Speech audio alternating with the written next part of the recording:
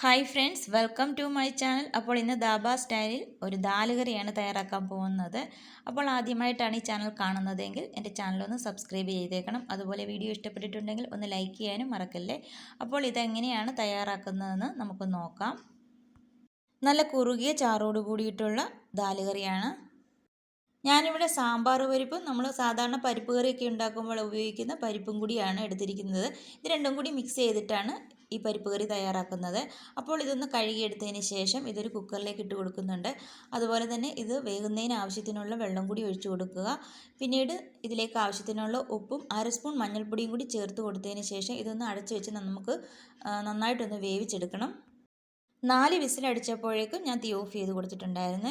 അപ്പോൾ ഇനി ഇത് തയ്യാറാക്കുന്നതിന് വേണ്ടിയിട്ടുള്ള മറ്റ് സാധനങ്ങൾ എന്തൊക്കെയാണെന്ന് പറയാം. ഇതിലേക്കൊരു 4-5 അല്ലി വെളുത്തുള്ളിയും 2 പച്ചമുളക് കട്ട് ചെയ്തതും ഒരു സവാളയും എടുത്തിട്ടുണ്ട്. സവാള ചെറുതായിട്ടൊന്ന് കൊത്തി അരിഞ്ഞിട്ടുണ്ട്. പിന്നെ ഇതിലേക്ക് കുറച്ച് മല്ലിയിലയും ഒരു വലിയ തക്കാളിക്ക ചെറുതായിട്ട് അരിഞ്ഞെടുത്തിട്ടുണ്ട്. അപ്പോൾ ഇത്രയുമാണ് നമുക്ക് ഈ ദാൽ കറി തയ്യാറാക്കുന്നതിന് വേണ്ടിയിട്ട് വേണ്ട സാധനങ്ങൾ. ഇതിനകത്ത് നമുക്ക് വെളുത്തുള്ളി മാത്രം ഒന്ന് ചതച്ചെടുക്കണം. അപ്പോൾ പരിപ്പൊക്കെ നന്നായിട്ട് വെന്ത് കിട്ടിയിട്ടുണ്ട്. ഞാനത് വേറൊരു ബൗളിലേക്ക് ആക്കി കൊടുത്തിട്ടുണ്ട്. ഇത് നന്നായിട്ട് വെന്ത് കിട്ടിയിട്ടുണ്ട്. ഒരു പാൻ അടുപ്പിലേക്ക് വെച്ച് ഇതിലേക്ക് ഞാൻ 2 ടേബിൾ സ്പൂൺ എണ്ണ ഒഴിച്ച് കൊടുത്തിട്ടുണ്ട്. ഇതിലേക്ക് കടുക് ഇട്ട് കൊടുത്തിട്ടുണ്ട്. കടുക് ഒന്ന് പൊട്ടി വന്നതിന് ശേഷം ഇതിലേക്ക് 1/2 സ്പൂൺ ജീരകം ഇട്ട് കൊടുത്തിട്ടുണ്ട്. ജീരകം ഒന്ന് ചെറുതായിട്ട് കളറൊക്കെ മാറി വരുന്ന സമയത്ത് ചതച്ച് വെച്ചിരിക്കുന്ന വെളുത്തുള്ളിയും കൂടി ഇട്ട് കൊടുക്കുക. വെളുത്തുള്ളിയുടെ ആ കളറൊക്കെ ഒന്ന് മാറി വന്നതിന് ശേഷം വേണം നമുക്കിതിലേക്ക് പച്ചമുളകും സവാളയും ഒക്കെ ചേർത്ത് കൊടുക്കാനായിട്ട്. അപ്പോൾ പച്ചമുളകും സവാളയൊക്കെ നന്നായിട്ടൊന്ന് വഴറ്റിയെടുക്കണം. ചെറിയ തീയിലിട്ട് നന്നായിട്ട് ഇതൊന്ന് വഴറ്റിയെടുക്കുക. സവാള ഏകദേശം ഒന്ന് വഴണ്ട് വരുന്ന സമയത്ത് വേണം നമുക്ക് ഇതിലേക്ക് തക്കാളിക്ക ചേർത്ത് കൊടുക്കാൻ. തക്കാളിക്കായി വളരെ ചെറുതായിട്ട് തന്നെ അരിഞ്ഞ് ചേർത്ത് കൊടുക്കണം. എങ്കിൽ മാത്രമേ പെട്ടെന്ന് ഇത് വഴണ്ട് വരത്തുള്ളൂ. അപ്പോൾ തക്കാളിക്ക ഇട്ടതിന് ശേഷം ഒരു 2-3 മിനിറ്റ് കൂടി നമുക്കിത് നന്നായിട്ടൊന്ന് വഴറ്റിയെടുക്കാം. അപ്പോൾ തക്കാളിക്കയൊക്കെ നന്നായിട്ടൊന്ന് വഴറ്റിയെടുത്തിട്ടുണ്ട്. ഇതുപോലെ ആകുന്നത് വരെ നന്നായിട്ടൊന്ന് വഴറ്റിയെടുക്കണം. ഇനിയും വേണം നമുക്കിതിലേക്ക് ആവശ്യത്തിനുള്ള പൊടികളൊക്കെ ചേർത്ത് കൊടുക്കാൻ. ഞാനിവിടെ 1/4 സ്പൂൺ മഞ്ഞൾപ്പൊടി ചേർത്ത് കൊടുത്തിട്ടുണ്ട്. നമ്മൾ പരിപ്പ് വേവിച്ചപ്പോൾ കുറച്ച് മഞ്ഞൾപ്പൊടി ചേർത്ത് കൊടുത്തിട്ടുണ്ടായിരുന്നല്ലോ, അതുകൊണ്ടാണ്. പിന്നെ ഇതിലേക്ക് 1/4 സ്പൂൺ വീതം മുളക് പൊടിയും മല്ലിപ്പൊടിയും ചേർത്ത് കൊടുത്തിട്ടുണ്ട്. എന്നിട്ട് നന്നായിട്ടൊന്ന് ഇളക്കി ഇതിൻ്റെ ആ പച്ചച്ചുവയൊക്കെ ഒന്ന് മാറ്റിയെടുക്കാം. അതിനുശേഷം ഇതിലേക്ക് ഞാൻ അല്പം ജീരകപ്പൊടിയും കൂടി ചേർത്ത് കൊടുക്കുന്നുണ്ട്. ഒരു നുള്ളു ജീരകപ്പൊടിയാണ് ചേർത്ത് കൊടുത്തിരിക്കുന്നത്.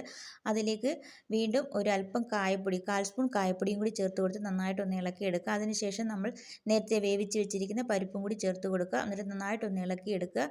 അതിനുശേഷം ചെറിയ തീയിൽ ഇതൊന്ന് തിളപ്പിച്ചെടുക്കണം. അപ്പോൾ ഇത് ചെറുതായിട്ടൊന്ന് തിളച്ച് വരുന്നുണ്ട്, കാണാൻ പറ്റുന്നുണ്ടല്ലോ, ചെറുതായിട്ട് ആ സൈഡിലൊക്കെ ഒന്ന് വരുന്നുണ്ട്. അപ്പോൾ ഇത് നന്നായിട്ടൊന്ന് തിളച്ചതിന് ശേഷം വേണം ഇതിലേക്ക് നമുക്ക് ആവശ്യത്തിനുള്ള മല്ലിയില ചേർത്ത് കൊടുക്കാനായിട്ട്. അപ്പോൾ നന്നായിട്ട് തിളച്ച് വന്നിട്ടുണ്ട്. ഞാനിതിലേക്ക് മല്ലിയില ചേർത്ത് കൊടുത്തിട്ടുണ്ട്. എന്നിട്ട് നന്നായിട്ടൊന്ന് മിക്സ് ചെയ്തെടുക്കണം. ഇനിയിപ്പോൾ ഞാൻ തീ അങ്ങ് ഓഫ് ചെയ്ത് കൊടുക്കുകയാണ്. ഇനി ഇത് നല്ല ചൂടോടുകൂടി തന്നെ മറ്റൊരു ബൗളിലേക്ക് ആക്കി കൊടുക്കുകയാണ്. ഇത് നമുക്ക് നല്ല ചൂട് ചോറിൻ്റെ കൂടെയും ചപ്പാത്തിയുടെ കൂടെയും അതുപോലെ തന്നെ പൂരിയുടെയൊക്കെ കൂടെ കഴിക്കാനായിട്ട് നല്ലതാണ്. അപ്പോൾ തീർച്ചയായിട്ടും ഇതുപോലെ ഒന്ന് ട്രൈ ചെയ്ത് നോക്കണേ. നല്ല ചൂടായിട്ടിരിക്കുന്ന ദാലിലേക്ക് ഞാൻ 1/2 സ്പൂൺ നെയ്യ് ചേർത്ത് കൊടുത്തിട്ടുണ്ട്. അപ്പോൾ നല്ല നെയ്യ് ചേർത്ത് കൊടുക്കുകയാണെങ്കിൽ നല്ല കറിയുടെ ടേസ്റ്റ് ഒന്നും കൂടി കൂടും. നമ്മൾ കഴിക്കുന്നതിന് തൊട്ട് മുമ്പ് നന്നായിട്ട് ചൂടോടുകൂടി തന്നെ നെയ്യ് ചേർത്ത് കൊടുക്കുക. അപ്പോൾ ഇത് വളരെ വേഗം നമുക്ക് ഉണ്ടാക്കിയെടുക്കാൻ പറ്റുന്ന ദാൽ കറിയാണ്. ഞാനിപ്പോൾ ഇവിടെ നല്ല ഗീ റൈസാണ് ഉണ്ടാക്കിയിരിക്കുന്നത്. അപ്പോൾ ഗീ റൈസിൻ്റെ കൂടെയൊക്കെ കഴിക്കുമ്പോൾ ഭയങ്കര ടേസ്റ്റാണ്. അപ്പോൾ വീഡിയോ ഇഷ്ടപ്പെട്ടിട്ടുണ്ടെങ്കിൽ ലൈക്ക് ചെയ്യാനും ഷെയർ ചെയ്യാനും സബ്സ്ക്രൈബ് ചെയ്യാനും മറക്കല്ലേ. അതുപോലെ തന്നെ തീർച്ചയായിട്ടും നിങ്ങൾ ഇതുപോലെ ഒന്ന് ട്രൈ ചെയ്ത് നോക്കണം. അപ്പോൾ എല്ലാവർക്കും താങ്ക്